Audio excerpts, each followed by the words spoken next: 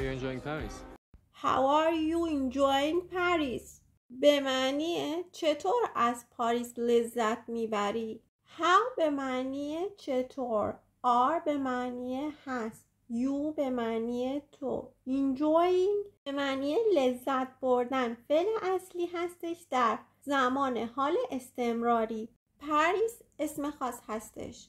یه جمله با این ساختار بگیم. How are you finding the weather? به معنی چطور آب و هوا رو میبینی. How به معنی چطور. are به معنی هستی. you به معنی تو. finding به معنی یافتن. The weather به وضعیت آب و هوا اشاره داره. I love it. I love it به معنی من اونو دوست دارم. I به معنی من. love به معنی دوست داشتن. it به معنی اون. زمان جمله حال ساده هستش. میتونیم با تغییر it به ضمیرها یا اسمهای دیگه جمله‌مون رو تطبیق بدیم. مثلا I love her. من اونو دوست دارم. I mean, who wouldn't, right? I mean who wouldn't, right? به معنی چه کسی با این موضوع موافق نیست. درسته؟ این جمله معمولا برای تاکید بر یه نکته یا احساس مشترک در مکالمات غیر رسمی استفاده میشه. I به معنی من. mean به معنی منظور داشتن. who به معنی چه کسی. wouldn't به معنی نمیتونه یا نخواد. right قید تأکیدیه برای جلب تایید یا توافق. I'm sorry if I was talking too much about work. I'm sorry if I was talking too much about work. به معنی متاسفم اگر بیش از حد درباره کار صحبت می‌کردم. I'm مخفف I am هستش. I به معنی من. am به معنی هستم. sorry به معنی متاسف، پشیمون. if برای بیان شرط استفاده میشه. حرف ربط هستش.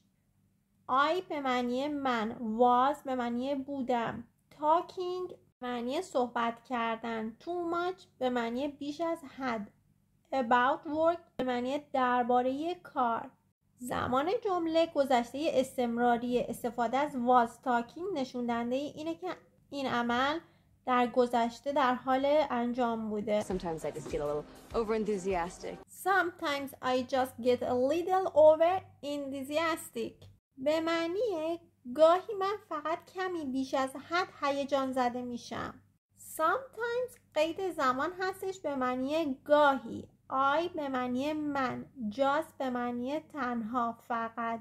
get به معنی به دست آوردن یا شدن. فعل اصلی هستش. a little به معنی کمی. over enthusiastic به معنی بیش از حد مشتاق یا بیش از حد هیجان زده. sometimes قید هستش نشون دهنده اینه که این احساس یا این حالت موقعی خاصی اتفاق میفته. I know it's a party. And I know it's a party به معنی و میدونم این یه مهمونیه. and به معنی و. I به معنی من. know به معنی میدونم، آگاه هستم. it مخفف it is به معنی این است. a party به معنی یه مهمونی. You're not wearing the perfume. You're not wearing the perfume به معنی شما عطر نمیزنید.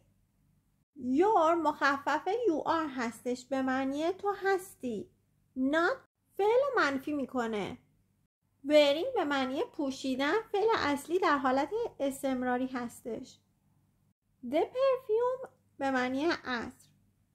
همیشه برای عطر زدن از فعل wearing the perfume استفاده میکنیم. Not yet, I'm sorry. Not yet, I'm sorry به معنی هنوز نه، متاسفم. Not yet به معنی هنوز نه. I'm مخفف I am هستش. من هستم. Sorry متاسف.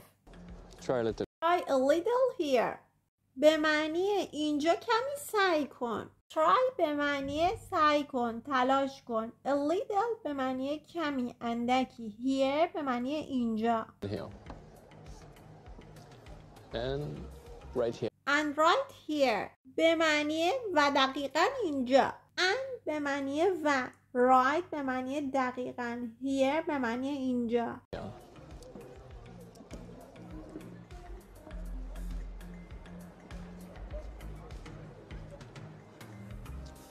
Suits you. It suits you به معنی این به تو میاد. به معنی این. sweet به معنی مناسب بودن یا خوش اومدن. you به معنی تو. suit نشون دهنده اینه که چیزی مثل لباس یا سبک یا ویژگی به یه فردی به خوبی میاد. Smells really good. smells really good به معنی بوی خیلی خوبی میده. smells به معنی بوی خوب داشتن. really یعنی خیلی واقعا. good به معنی خوب. I'm just not usually a perfume girl. I'm just not usually a perfume girl به معنی من معمولا دختر عطر نیستم. این جمله نشون دهنده اینه که علاقه‌ای به استفاده از عطر نداره. I'm مخفف I am هستش. just به معنی فقط تنها.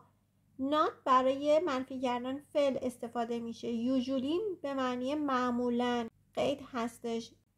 حرف تعریف هستش. perfume به معنی عطر. girl به معنی دختر. just not نشون دهنده اینه که فرد به وضوح در مورد عدم علاقه یا عادت صحبت میکنه. Then why not? then why not به معنی پس چرا نه. then به معنی سپس پس. why به معنی چرا. not قید منفیه. برای رد یک ایده یا پیشنهاد به کار میره. Makes you feel more confident, sexier, happier. makes you feel more confident, sexier, happier به معنی باعث میشه احساس اعتماد به نفس بیشتری داشته باشی، همینطور جذابتر و شادتر. makes فعل اصلی در زمان حال ساده هستش، به معنی میسازه، باعث میشه. you به معنی تو، شما. feel به معنی احساس کردن. more به معنی بیشتر. confident با اعتماد به نفس. sexier به معنی جذابتر. happier به معنی شادتر. اگه بخوایم این جمله رو رسمی تر بیان کنیم میتونیم به این صورت بگیم This enhances your confidence, attractiveness and overall happiness.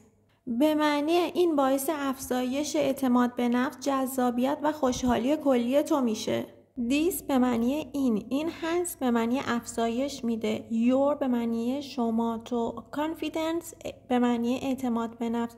attractiveness به معنی جذابیت. overall happiness خوشحالی کلی. Yeah.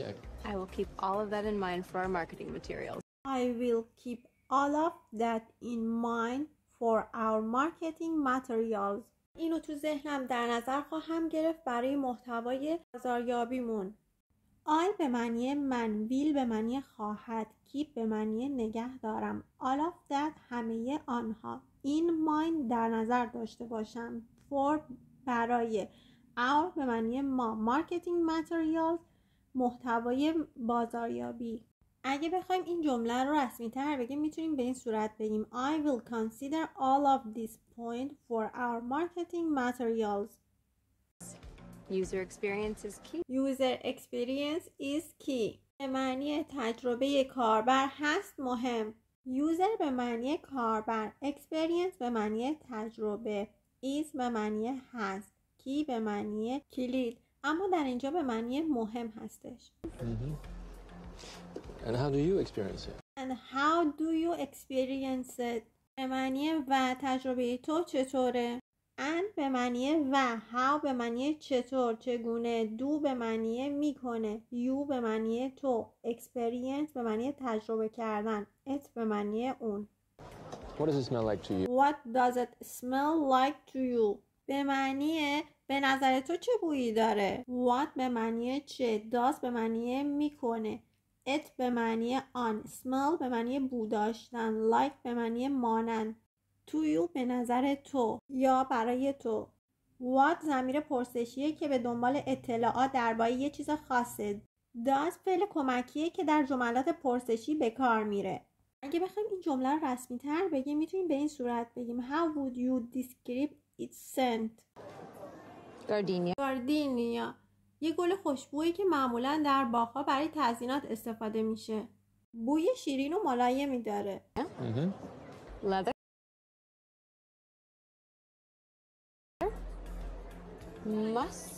ماسک یه نوع عطر طبیعیه که معمولا از غده‌های برخی از حیوونا به دست میاد و بوی عمیق و گرم و خاکی داره. Although that's probably Also that's probably me گرچه اون احتمال منه. also به معنی گرچه. that مخفف that is به معنی آن هست. probably به معنی احتمالاً. me به معنی من.